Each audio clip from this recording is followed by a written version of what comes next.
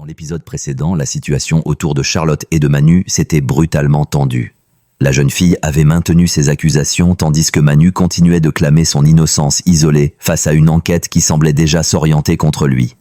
Les soupçons prenaient de l'ampleur et le doute s'installait jusque dans l'entourage professionnel du policier. Dans l'épisode 1840 et 1-2, un si grand soleil diffusé ce mercredi 20 et 1 janvier 2026 sur France 3, l'intrigue franchit un cap décisif. Dès le matin, Marie-Sophie informe Sohan d'une nouvelle étape de la procédure. Dans le cadre de la plainte déposée contre Manu, Charlotte devra obligatoirement se soumettre à une expertise psychologique. Cette annonce lourde de conséquences confirme que l'enquête avance et que les autorités prennent les accusations très au sérieux. Face à Aude, elle raconte chronologiquement ce qui s'est passé le jour de l'agression présumée. Elle explique qu'elle sortait de la douche lorsque Manu a sonné à la porte. Enveloppée uniquement dans une serviette, elle lui a ouvert avant de remarquer un changement troublant dans son regard. Selon son récit, Manu l'aurait alors embrassée. Elle affirme l'avoir repoussé, mais il l'aurait suivi à l'intérieur et lui aurait arraché sa serviette. Elle décrit une lutte, un moment de panique, une sensation de perte de contrôle. Aude lui demande de reproduire les gestes, de montrer précisément comment la scène se serait déroulée. Charlotte s'exécute, visiblement éprouvée. L'enquêtrice inspecte ensuite la pièce avec attention.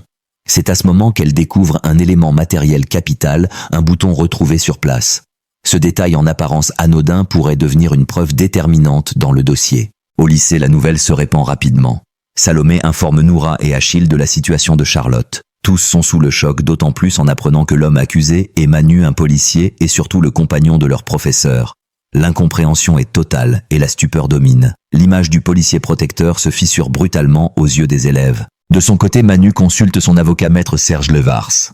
Il répète avec fermeté qu'il ne s'est rien passé avec Charlotte et affirme ne pas comprendre les raisons de cette accusation. Désemparé, il cherche une explication rationnelle à ce qui lui arrive. Son avocat évoque une hypothèse délicate, celle d'un possible sentiment amoureux, mal interprété ou déformé par la jeune fille. Une piste fragile mais qui souligne la complexité de la situation. Au commissariat, Alex tente d'obtenir des informations supplémentaires sur l'enquête en cours. Il s'adresse à Aude, espérant comprendre l'orientation prise par les investigations. Mais Baker a été clair, le dossier est strictement encadré et toute discussion est interdite.